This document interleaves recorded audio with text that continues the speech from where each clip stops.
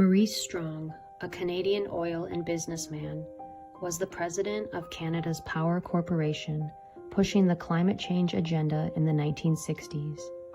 What you may not know is that Maurice was also a big power player in Tavistock's social engineering machine, and he held the Conference of 1980. He gathered occult think tankers, social engineers, cybernetic experts, and futurologists to discuss what they wanted to see happen in the 1980s. Here is a list for the Tavistock Conference of 1980. Women entering the corporate world, racially mixed breeding, the rise of Oprah Winfrey to normalize mixed marriage, youth rebellion, lesbian moms, the emergence of the fake green movement, the importance of meditation and Kabbalah to confuse Christians, the infiltration of hip-hop with gangster rap, and the New Age movement. What do you think, America? Were they successful in the 1980s? Amazing, isn't it? Do you think it is a coincidence that we started calling America the homeland after 9/11? And then we had Showtime with its popular show, Homeland? Did you know the word homeland comes straight out of the Communist Manifesto? These social scientist wizards understand you better than you understand yourself. They can profile any audience to accept lies, and they know you won't even question it, unless, of course, you have broken your programming. When we think of the word intelligence, we usually think Mossad, CIA, MI6, but we never think Tavistock. Did you know that the majority of CIA and MI6 operatives get their training at Tavistock? Here is a list of what they learn: metaphysics, mind control, behavior modification strategy, ESP, hypnotism, esoteric knowledge, Satanism, and Manichaean theology, which is understanding the duality of good and evil. So how did this happen? Let's go back to the beginning. Our Tavistock story begins in the late 1800s with Arthur Sharep Spiridovich, a white Russian loyalist who was anti-communist. He was a Russian general and claimed to be well-versed in international affairs and predicted huge world events. In 1902, he warned kings and dukes about future assassination attempts, and he was right. He also predicted the First World War due to his knowledge about the hidden hand, in which he called a secret group of 300 Jewish families controlling the world events. Spiridovich emigrated to New York and wrote the book Secret World Government. He was found dead in his hotel room in 1926 at the age of 59 from suicide. So who was this secret group of Jews? Spiridovich was talking about the Committee of 300. Walter Rathenau, a German politician, once said, 300 men, all of whom know one another, guide the economic destinies of the continent and seek their successors from within their own environment. Dr. John Coleman was a British intelligence officer who gained access to a private British museum in London. It was here that Coleman discovered the highly classified documents of Tavistock. It angered him so much he spent 5 years reading and deciphering them, and wrote the book, The Tavistock Institution of Human Relations. Tavistock was secretly started in 1913 and was funded by the British monarchy, the Milner Group, the Rockefellers, and the Rothschilds. Tavistock's first purpose was to create propaganda to start a war between Britain and Germany. The motivation behind the war was inspired by Germany's rapid progress on surpassing Britain with economic power. Tavistock's second purpose was to infiltrate America by establishing a centralized bank, removing the gold standard, and the degradation of women and religion. This group's mission was to establish a complete breakdown of America's values to enslave us. To jumpstart the program, they hired Edward Bernays. Bernays was the nephew of Sigmund Freud and was the father of public relations. He wrote 3 books: Crystallizing Public Opinion, Propaganda, and The Engineering of Consent. Bernays believed people were so irrational, and he believed so strongly in crowd psychology, that he could convince masses of people to do almost anything. Edward Bernays was a Tavistock coach and advisor to President Woodrow Wilson. Wilson ran and won the presidency on the promise that he would keep America out of war. But with the infiltration of Bernays, he persuaded Congress to declare war on Germany and started the First World War. And on December 23, 1913, while all Americans were getting ready to celebrate Christmas, Woodrow Wilson signed the Federal Reserve Act, a law that created the Federal Reserve System, the central banking system of the United States. This led to effectively abolishing the gold standard. It was now 1933, and Tavistock's mission was already 50% complete. The Central Bank of America was responsible for the Great Depression and the global financial crisis of 2007. The Federal Reserve violates constitutional law because their policymakers are handpicked by people behind the Federal Reserve. Their meetings are secret, and there is no transparency to what they are doing. In 1932, an outspoken critic of the Fed, Louis T. McFadden, said, "We have in this country one of the most corrupt institutions the world has ever known. I refer to the Federal Reserve Board and Bank. This evil institution has impoverished and ruined the people of the United States through its corrupt practices of the money vultures who control it." After the wars and the establishment of the central bank, America started to see moral decline through what historians call the New Morality, or otherwise known as the birth of liberalism. It was President Ronald Reagan that once said, "If fascism ever came to America, it will come in the name of liberalism." In the 20s, known as the Decade of Decadence, we saw the emergence of the flapper. Women were now cursing, smoking, drinking, wearing revealing clothing, and the term loose entered into the zeitgeist. This was a cause and effect directly from advertising and Tavistock music, which was pushed from these think tanks. In the 1930s, homosexuality and lesbianism became rampant, not out of any inner or latent desires, but as a means to shock the old establishment during the Great Depression. During the Great Depression, the nation was numb. G.K. Chesterton, a writer and philosopher, said, "The moral, spiritual, racial, economic, cultural bankruptcy we are in today is not some social phenomenon, but rather the outcome of a carefully planned Tavistock program."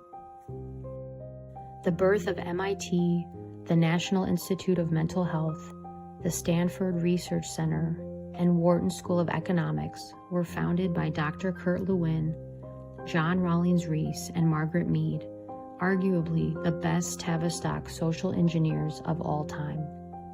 Believe it or not, through the minds of these leaders came the brainwashing and propaganda for World War II, Vietnam, the Korean War, the 2 Gulf Wars, and every war that followed after. According to Dr. Coleman, the best kept secret and research that came out of Tavistock is the 3-system response. The 3-system response is how the population reacts to stress resulting from a contrived situation. A contrived situation is a crisis management exercise for world leaders. During a crisis, the first response is superficiality, which is the condition that manifests when a group reacts to a threat by adopting shallow advertising and slogans, which they attempt to pass off as ideals. Because the cause of the crisis is not identified, it leaves the population confused, and this phase can last as long as the controller wants it to. The second phase is called fragmentation, in which panic strikes and social cohesion falls apart. This results in society to break up into small groups, forming different attitudes and beliefs due to media manipulation. No one is on the same page, no one is getting the truth, and people become divided and fragmented from each other. This causes civil unrest, protests, verbal fights, physical fights, all caused by humans failing to identify the cause of the crisis.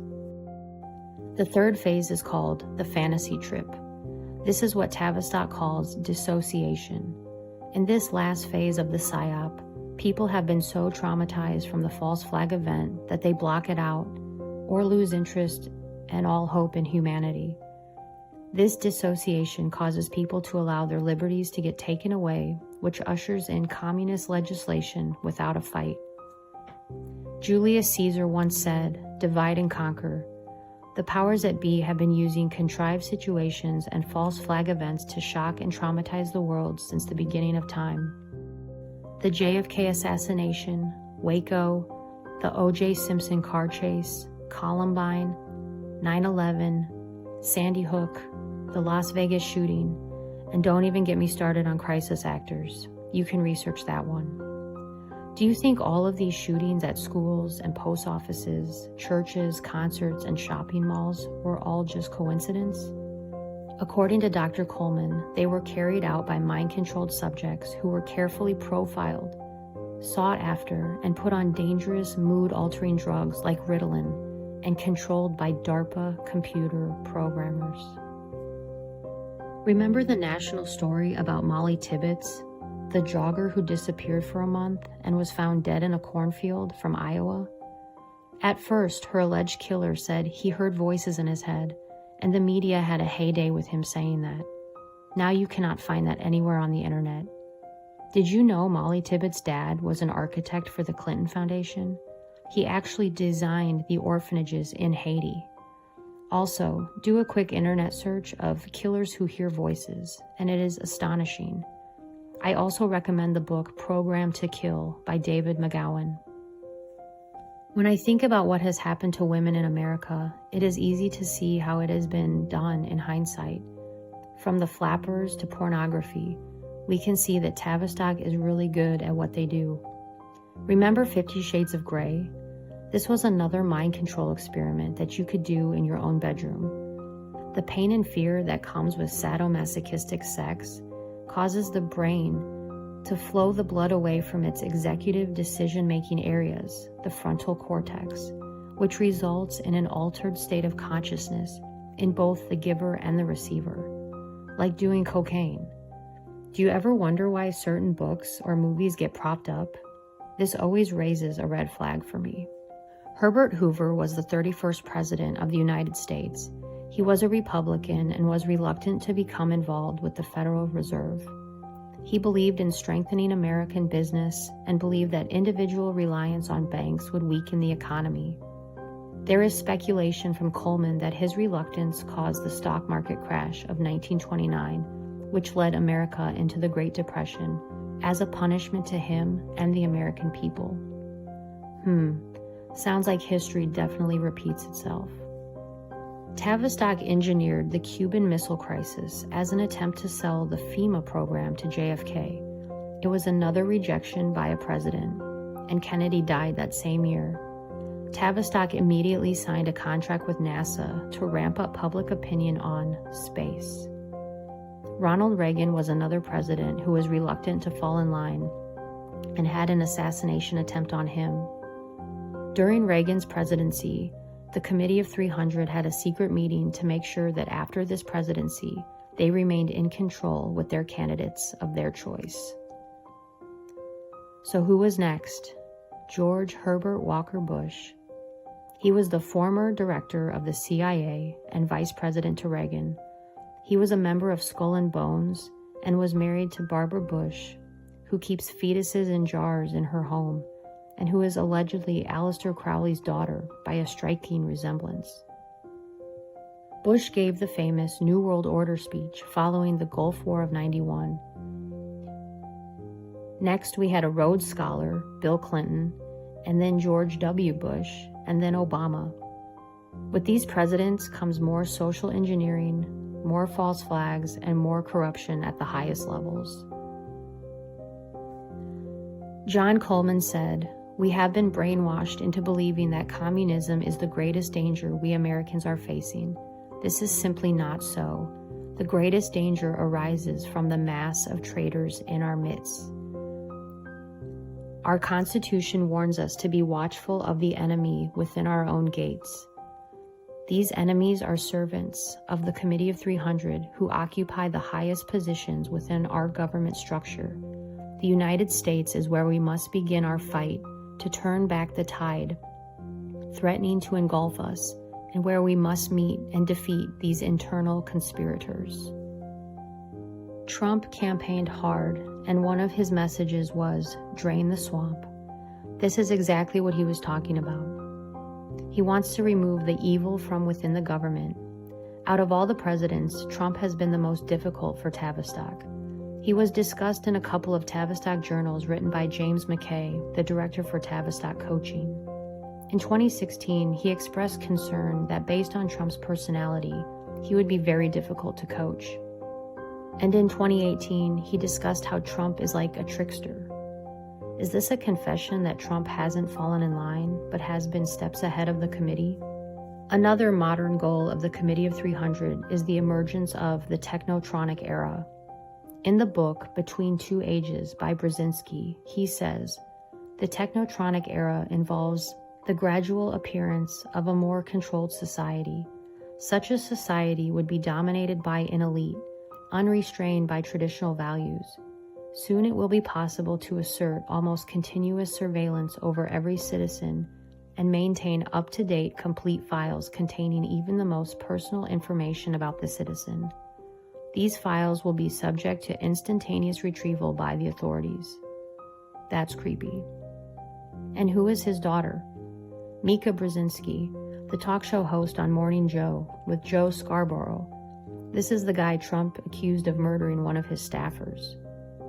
The book by Brzezinski also discussed future human cloning and robotoids, people who acted like people and who seemed to be people, but were not people. There are psyops within psyops. Disinformation is everywhere. Corrupt people run amok in our government. This is Tavistock.